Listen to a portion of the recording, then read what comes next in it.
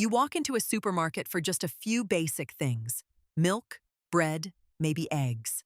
And somehow, you leave with snacks, extra drinks, things you never planned to buy, and a bill that's way higher than expected. That's not bad luck. And it's not because you're weak.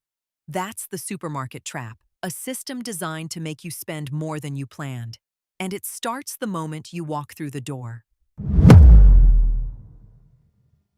Most people think a supermarket is just a place that sells food, a practical space, a neutral environment, rows of products, a few offers, a checkout line, and that's it. But a supermarket is not neutral. It is one of the most carefully engineered environments in everyday life. Every shelf, every aisle, every smell, every sign, every display, and every delay has a purpose. Its job is not just to help you buy what you need. Its job is to increase how much you buy, how long you stay, and how often you say yes to things you never meant to pay for. And the reason it works so well is simple. Most people believe they are making completely free decisions, when in reality, a huge part of those decisions is being shaped by the environment around them. That is the real trap. Because when manipulation feels normal, you don't resist it. You move through it without even noticing. And supermarkets understand that better than almost anyone. The moment you enter, the store starts setting the mood. Think about what you usually see first: fresh fruit, vegetables, flowers, bright colors, neat displays, soft lighting, and sometimes the smell of warm bread drifting in from the bakery. It all feels healthy, fresh, comforting, almost wholesome.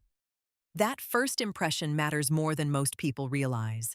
It is not just there to look nice. It is there to shape your state of mind.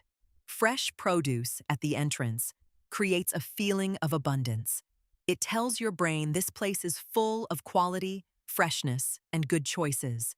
It also makes the store feel less commercial and more natural, less like a machine built to extract money, and more like a pleasant part of everyday life. And that matters. Because when an environment feels safe and pleasant, your resistance drops. You stop treating the store like a place designed to sell to you, and you start moving through it more casually, more emotionally, and less critically. In other words, the trap begins before you ever reach your first real purchase. Then comes the layout. Think about where the essentials usually are: milk, eggs, bread, butter. In many supermarkets, those are not the first things you see. They are not placed right near the entrance for convenience. Very often, they are tucked deep inside the store, sometimes all the way at the back, sometimes on opposite sides, sometimes arranged in a way that forces you to pass through multiple tempting zones just to collect the basics. That is not poor organization. It is deliberate design. Because if the things you actually needed were all right near the entrance, you could grab them and leave in minutes. And that is the last thing the supermarket wants. The store wants movement. It wants exposure. It wants time. The longer you stay inside, the more products you see. The more products you see, the more chances there are for an impulse decision. And in a supermarket, impulse decisions are money. You may walk in for bread and milk, but on the way, you pass frozen food, snacks, soft drinks, sauces, desserts, promotions, seasonal offers, and products displayed in ways that make them feel urgent or rewarding. You did not come in wanting those things, but the store is not waiting for desire. It is creating opportunities for desire. That is what makes the supermarket trap so effective. It does not rely on one big sales pitch. It works by placing dozens of small temptations directly in your path, and every extra step you take gives those temptations more chances to win. Then there is the shelf itself. Most people look at shelves and think they are simply organized for convenience. But in retail, shelf placement is power. Eye level is some of the most valuable space in the entire store, because what is easiest to see is usually what is easiest to choose.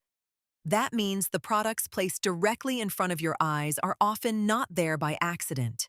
They are frequently the products stores most want to move, More profitable brands, higher margin products, better promotional deals, or products from companies willing to pay for visibility. And the result is simple. You think you are choosing what looks best, but in many cases, what looks best is simply what has been made easiest to notice. Cheaper options may be lower down. Generic versions may be harder to spot. Better value alternatives may require more effort. And most people, especially when tired or distracted, do not scan every shelf carefully. They grab what is right there. That is the point. The supermarket does not need to force your decision. It only needs to make one option feel smoother, easier, and more obvious than the rest. And then there is one of the clearest examples of all: children's products. Walk into the cereal aisle, the candy aisle, or the snack section, and lower your eyes. Bright packaging, cartoon faces, loud colors, sugary products, fun shapes, exciting branding. And notice where much of it sits. Not at your eye level, at a child's. That is not innocent merchandising. That is strategic placement. Because children may not control the money, but they can absolutely influence the purchase. A child sees the box, the child wants the box, and the parent gets pressured in real time. Suddenly, the store is not just selling to one shopper, it is using one shopper to influence another. That is one of the clearest signs of how well supermarkets understand psychology. They know that buying decisions are not always rational. They are emotional, social, habitual, and often made under pressure. And a supermarket is built to use all of that. But it does not stop with what you see, because one of the most powerful parts of the supermarket trap is that it works through your senses. The smell of bread, the warmth of bakery lighting, the polished look of produce, the bright red appearance of meat under carefully chosen lights, the calm music in the background, the slow pace of the environment. These are not random decorative touches.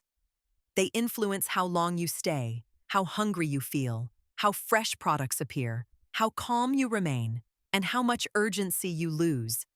And that matters, because urgency is the enemy of browsing. If you move too quickly, you buy less. If you stay focused, you buy less. If you feel too analytical, you buy less. So the environment gently pushes you in the opposite direction. Slow down, relax, look around, take your time, treat yourself. That message is almost never spoken out loud, but it is built into the supermarket experience. And the more comfortable you feel, the more normal extra spending begins to seem. This is why supermarkets are so effective. They do not just sell products, they manage atmosphere, and atmosphere changes behavior. Then we get to one of the most overlooked tricks in the whole store: the shopping cart. Modern carts are often huge, much bigger than what many people actually need for a normal weekly trip. At first glance, that seems harmless, maybe even helpful. But size changes perception. If you put only a few items into a giant cart, it looks empty. And that empty space sends a subtle signal to your brain. It feels like you have barely bought anything. It feels like there is room for more. It makes your current purchases seem small and incomplete. And that changes how extra items feel. Instead of feeling unnecessary, they can start to feel reasonable, normal, balanced, even deserved. A large cart does not just carry your products. It quietly reshapes your sense of enough. That is why basket shopping can feel so different. A basket gets heavy faster, it fills faster, it creates friction faster, and friction is bad for impulse spending.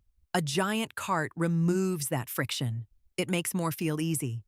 And then, after the store has guided you through the produce, the aisles, the shelf tricks, the sensory cues, the longer route, and the oversized cart, you arrive at the final trap: checkout. This is one of the smartest parts of the system because it hits you at exactly the right moment.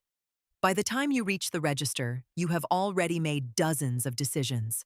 You have compared prices, chosen brands, walked the aisles, resisted some temptations, given in to others, done mental math, and adjusted your list in real time. Your brain is tired. And when your brain is tired, your resistance is weaker. That is exactly why the checkout lane is packed with small impulse buys: candy, gum, drinks, magazines, batteries, tiny convenience items, low-cost treats. These products are not there because checkout is the most logical place for them. They are there because checkout is the moment when your defenses are at their lowest. You are standing still. You are waiting. You are bored. You are mentally finished. And one small extra item does not feel like a big deal. That is what makes it so powerful.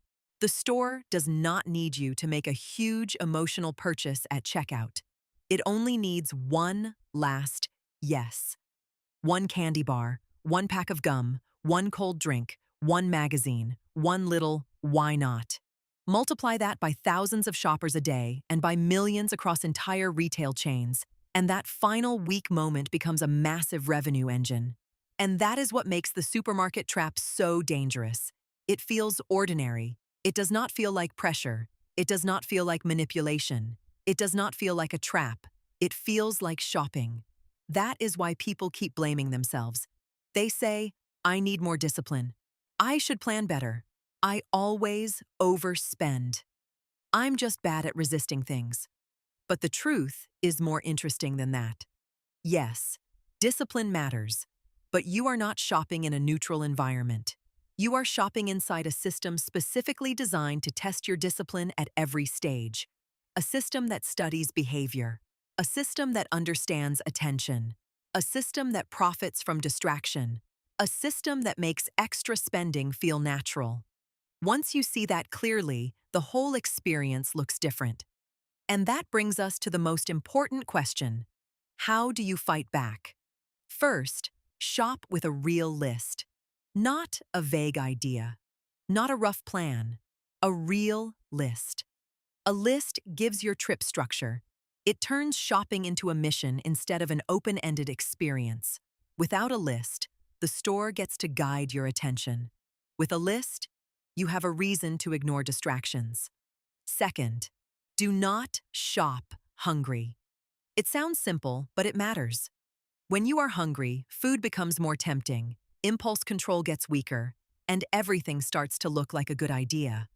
A hungry shopper is easier to influence. Third, use a basket instead of a cart when you can. A basket creates natural limits. It gets heavier faster. It fills faster. It makes every extra item feel more real. That small physical friction can save you from a surprising amount of unnecessary spending. Fourth, move with intention. Do not wander too much. Do not browse out of boredom. Do not keep looping through aisles you do not need. The supermarket wins when your trip becomes casual. The more time you spend inside, the more chances the store has to influence you. And finally, stay aware. Awareness is not perfect protection, but it is powerful. Because once you notice the layout, the shelf tricks, the sensory cues, the oversized cart, and the checkout bait, they stop feeling invisible. And when a trick becomes visible, it loses part of its strength. That may be the biggest shift of all. You stop seeing the supermarket as a harmless routine, and you start seeing it for what it really is: a highly engineered environment designed to increase your spending without making that goal feel obvious. That does not mean supermarkets are evil, and it does not mean every single detail is part of some grand conspiracy. But it does mean this: the store is not designed around your best interests. It is designed around buying behavior. And once you understand that, you stop taking the experience at face value. So the next time you walk into a supermarket, pay attention. Look at what you see first. Notice how far the essentials are. Notice what sits at eye level. Notice what is placed in your child's line of sight. Notice the music, the lighting, the smell, the oversized cart, and the checkout lane. Look carefully. Because you are not just entering a store. You are entering a system designed to separate you from your money. And that is the supermarket trap. So tell me this: what is one thing you always end up buying at the supermarket, even when it is not on your list? This is the CostVeil, the hidden business behind everyday things.